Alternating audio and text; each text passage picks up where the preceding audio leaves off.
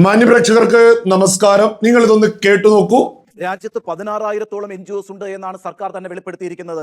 അവരുടെ പ്രതിവർഷ വരുമാനം വിദേശ ഫണ്ട് എന്ന് പറയുന്നത്, സംഭാവന എന്ന് പറയുന്നത് ഏതാണ്ട് 22,000 കോടിയോളം രൂപ വരും. ആ സംഭാവനകൾ എങ്ങനെ വരുന്നു, അതിന്റെ സ്വഭാവം എന്താണ്, അതിന്റെ പോക്കുവരവ് എങ്ങനെയാണ്, അതെങ്ങനെയാണ് വിനിയോഗിക്കപ്പെടുന്നത്, ചെലവാക്കപ്പെടുന്നത്, ഈ കാര്യങ്ങളെല്ലാം മോണിറ്റർ ചെയ്യുന്നതിന്, പരിശോധിക്കുന്നതിന് ഒരു ഡെസിഗ്നേറ്റഡ് അതോറിറ്റിയെ ഉണ്ടാക്കാൻ പോകുന്നു. അതാണ് ഈ പുതിയ നിയമം ഭാവന ചെയ്തിരിക്കുന്നത് എന്ന് മാത്രവുമല്ല കേട്ടോ, ഈ അധികാരം, വലിയ അധികാരമാണ് ഈ പറയുന്ന ഡെസിഗ്നേറ്റഡ് അതോറിറ്റിക്ക് നൽകിയിരിക്കുന്നത്.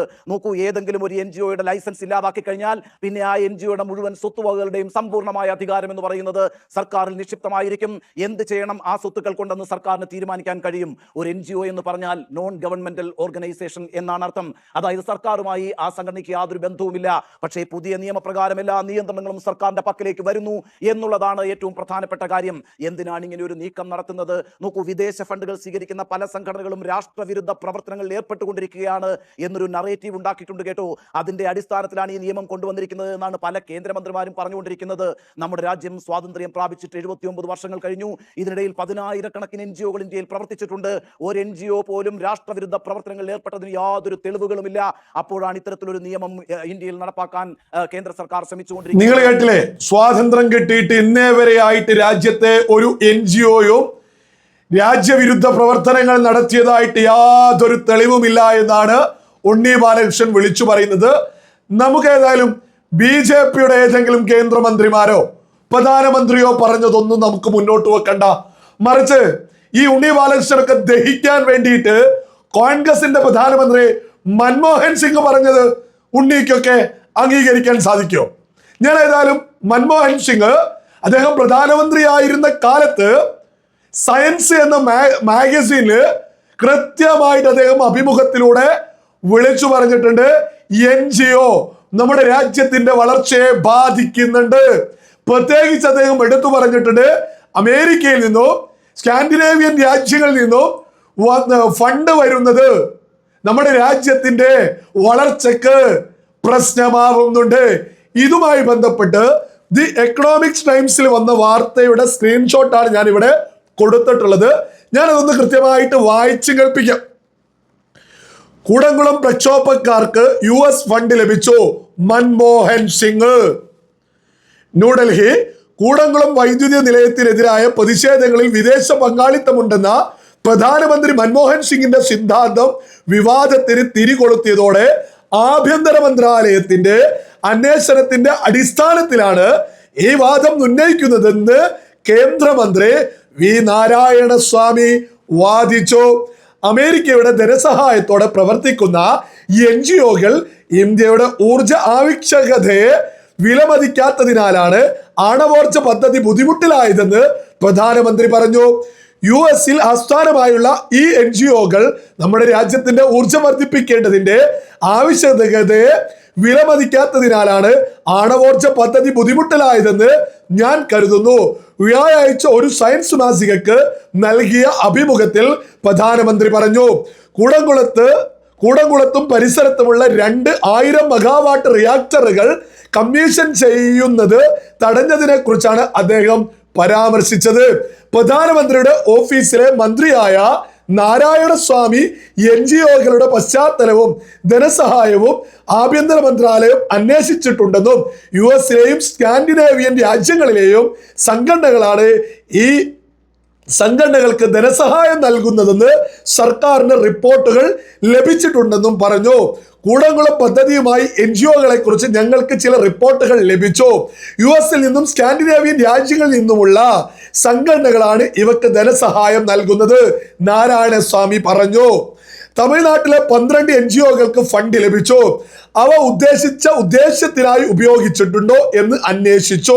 അദ്ദേഹം പറഞ്ഞു, അവയിൽ ചിലത് മാനദണ്ഡങ്ങൾ ലംഘിച്ചതായി മന്ത്രാലയം കണ്ടെത്തി. 3 NGOകളുടെ ലൈസൻസ് ആഭ്യന്തര മന്ത്രാലയം റദ്ദാക്കി. മാർഗനിർദ്ദേശങ്ങൾ പാലിക്കാത്ത NGOകളിൽ ഒന്നിനെതിരെ മന്ത്രാലയം നടപടി ആരംഭിക്കുകയാണ്. ഇപ്പോൾ പ്രക്രിയ പുരോഗമിക്കുന്നു, നാരായണസ്വാമി പറഞ്ഞു. മൻമോഹൻ സിംഗ് മന്ത്രിസഭയിലെ കേന്ദ്രമന്ത്രിയും മൻമോഹൻ സിംഗും NGOകൾക്കെതിരെ ആഞ്ഞടിച്ച് രംഗത്തെത്തിയതിന്റെ തെളിവുകളാണ് നമ്മളിവിടെ മുന്നോട്ട് വെച്ചിട്ടുള്ളത്. സയൻസ് മാഗസിന്റെ സ്ക്രീൻഷോട്ട് ഇവിടെ കൊടുക്കുന്നുണ്ട്.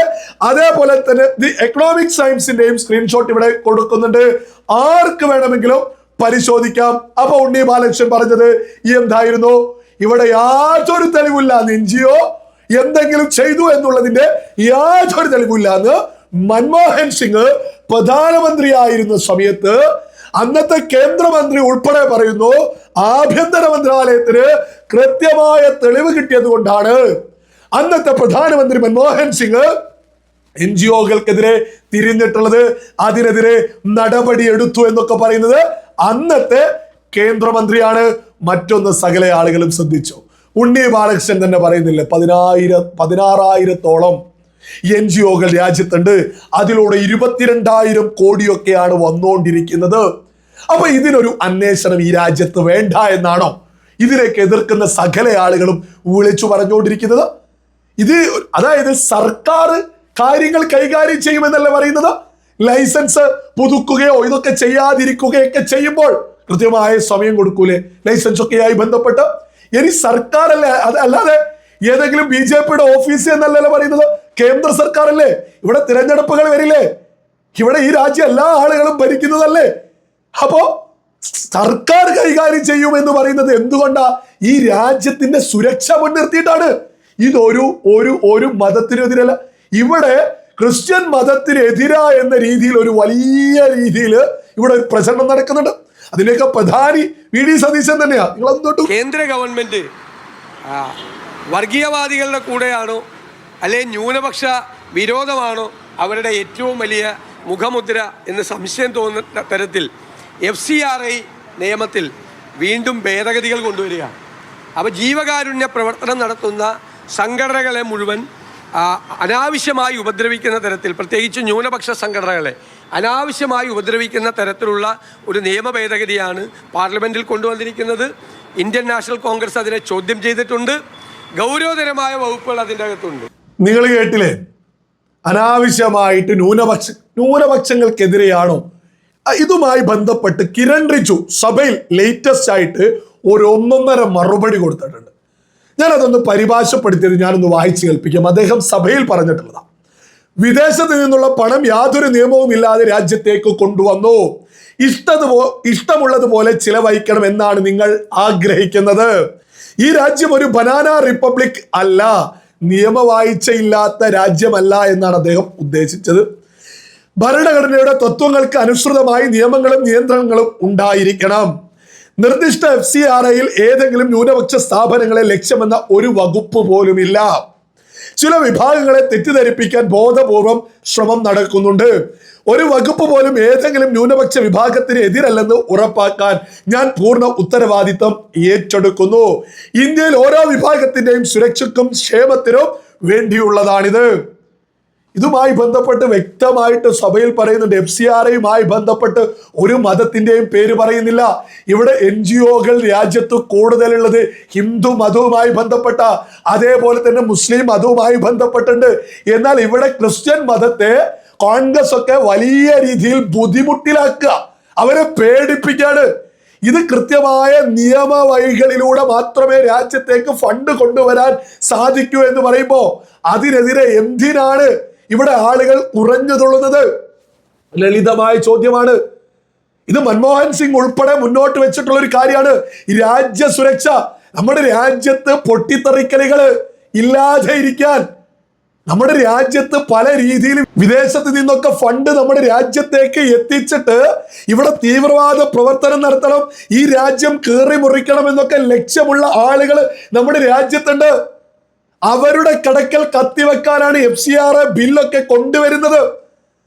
ഈ FCRI ഒക്കെ കൊണ്ടുവരുന്നതിന് നമ്മുടെ രാജ്യത്തിന്റെ സുരക്ഷ വർദ്ധിപ്പിക്കാനാണ്. വിദേശ ഫണ്ട് എങ്ങനെയെങ്കിലും ഇവിടെ എത്തിച്ചിട്ട് തീവ്രവാദ പ്രവർത്തനം നടത്തണമെന്ന് ആഗ്രഹിക്കുന്ന ലക്ഷ്യമുള്ള ആളുകളുണ്ട്. അവർക്കാണോ കോൺഗ്രസ് ഒക്കെ വെള്ളവും വളവും ഒഴിച്ച് ന്യൂനപക്ഷത്തിന്റെ പേരിലൊക്കെ രംഗത്ത് വന്നുകൊണ്ടിരിക്കുന്നത്? ലളിതമായ ചോദ്യ. എന്തിനാണ് ഇതിനെ എതിർക്കുന്നത്? മൻമോഹൻ സിംഗ് വ്യക്തമായിട്ട് പ്രഖ്യാപിച്ചതല്ലേ.